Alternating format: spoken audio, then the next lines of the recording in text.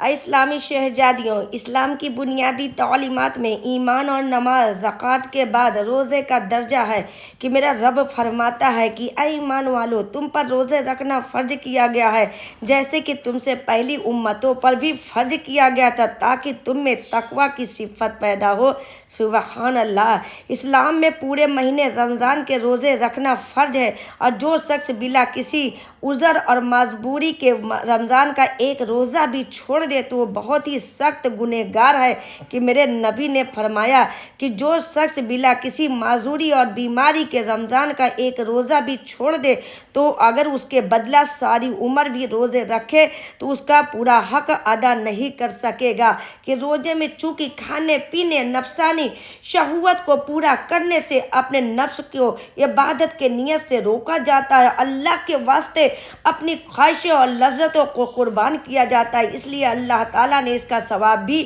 سب سے نرالا اور بہت زیادہ رکھا ہے کہ میرے نبی نے فرمایا کہ بندوں کے سارے نیک اعمال کا ثواب ایک قانون مقرر ہے اور ہر عمل کا ثواب اسی مقرر حساب سے دیا جائے گا، لیکن روزہ اس عام قانون سے مستغنی ہے، اس لیے اس کے متعلق میرا رب فرماتا ہے کہ بندہ روزے میں میرے لیے کھانا پینا اور اپنی نفس کو شہوت کو قربان کرتا ہے، اس لیے روزے کا ثواب بندے کو خود میں براہ راست عطا کروں گا۔ سبحان اللہ۔ کہ میرے نبی نے فرمایا کہ جو شخص پورے ایمان اور یقین کے ساتھ اللہ تعالیٰ کی رضا مندی حاصل کرنے کے لیے اس سے ثواب لینے کے لیے رمضان کے روزے رکھے تو اس کے پہلے اس کے سارے گناہ معاف کر دیے جائیں گے۔ سبحان اللہ۔ کہ روزہ دار کے لیے فرحت کے دو خاص موقع ہیں، ایک خاص فرحت اس کو افطار کے وقت اس دنیا میں حاصل ہوتا ہے اور دوسری فرحت آخرت میں اللہ کے سامنے حاضری اور بارگاہ الہی میں باریابی کے وقت حاصل ہوگا۔ سبحان اللہ۔ کہ میرے نبی نے فرمایا کہ روزہ دوزخ کی آگ سے بچانے والی ڈھال ہے، ایک مضبوط قلعہ ہے، اور جو دوزخ کے عذاب سے روزے دار کو محفوظ رکھے گا۔ اور میرے نبی نے فرمایا کہ روزہ دار کے لیے خود روزہ اللہ تعالیٰ سے سفارش کرے گا کہ میری وجہ سے اس بندے نے دن کو کھانا پینا خواہش نفس کو پورا کرنا چھوڑا تھا، بس اس کو بخش دیا جائے اور اس کو پورا اجر و ثواب دیا جائے۔ اللہ تعالیٰ روزے کی سفارش کو قبول فرمائے گا۔ سبحان اللہ۔ کہ میرے نبی نے فرمایا کہ روزہ دار کے منہ کی بدبو جو بعض اوقات معدہ خالی ہونے کی وجہ سے پیدا ہوتی ہے، اللہ کے نزدیک مشک کی خوشبو سے بھی زیادہ اچھی ہے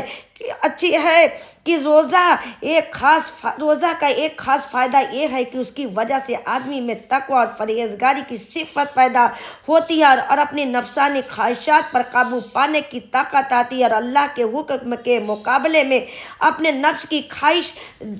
دل کی چاہت کو دبانے کی عادت پڑتی ہے اور روح کو ترقی اور تربیت حاصل ہوتی ہے۔ سبحان اللہ۔ لیکن یہ سب باتیں جب حاصل ہو سکتی ہیں کہ روزہ رکھنے والا خود بھی ان کو حاصل کرنے کا ارادہ رکھے، روزے میں ان تمام باتوں کا لحاظ رکھے جن کی ہدایت میرے نبی نے فرمائی ہے، یعنی کھانے پینے کے علاوہ تمام چھوٹے بڑے گناہوں سے بھی پرہیز کرے، نہ جھوٹ بولے، نہ غیبت کرے، نہ کسی سے لڑے جھگڑے الگر روزہ کے زمانے میں تمام ظاہری باطنی گناہوں سے پوری طرح بچے، جیسا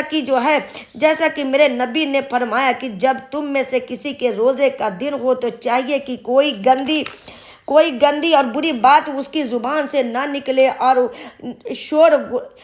گل بھی نہ کرے، اور اگر کوئی آدمی اس سے جھگڑا کرے اور اس کو گالیاں دے تو اس سے بس یہ کہہ دے کہ میں روزے سے ہوں، اس لیے تمہاری گالیوں کے جواب میں گالی نہیں دے سکتا۔ اور میرے نبی نے فرمایا کہ جو شخص روزے میں غلط گوئی اور غلط کاری نہ چھوڑے گا تو اللہ کو اس کے کھانا پانی چھوڑنے کا کوئی ضرورت کوئی پرواہ نہیں ہے۔ اور میرے نبی صلی اللہ علیہ وسلم نے فرمایا کتنے ہی ایسے روزے دار ہوتے ہیں جو روزے میں بھی بری باتوں اور بری کاموں سے پرہیز نہیں کرتے، اس کی وجہ سے ان روزوں کا حاصل بھوک پیاس کے سوا کچھ بھی نہیں حاصل ہوتا ہے کہ الغرض روزہ کے اثر سے روح میں پاکیزگی اور تقوی اور پرہیزگاری کی صفت اور نفسانی خواہشات پر قابو پانے کی طاقت جب ہی پیدا ہوگی جبکہ کھانے پینے کی طرح دوسرے تمام چھوٹے بڑے گناہوں سے بھی پرہیز کیا جائے اور خاص کر جھوٹ، غیبت اور گالی گلوج وغیرہ سے زبان کی حفاظت کیا جائے۔ بہرحال اگر اس طرح